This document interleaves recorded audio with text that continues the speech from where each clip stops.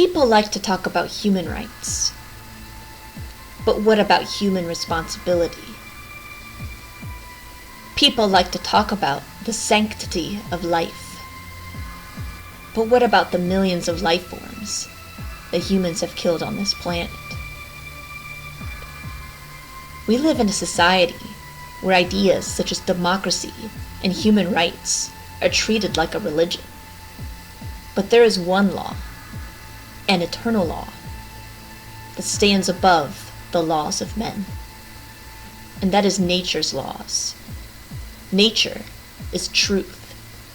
It is an eternal life force that is billions of years old. It is time itself. The politicians may have the clocks, but nature has the time.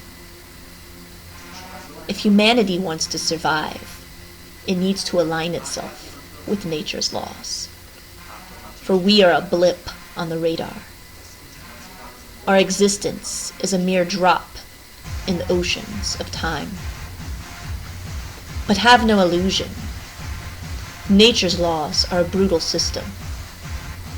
A system that divides life from death and the sick from the healthy. If this sick system that humanity is presiding over today wants to survive, then it needs drastic change. We need radical, revolutionary ideologies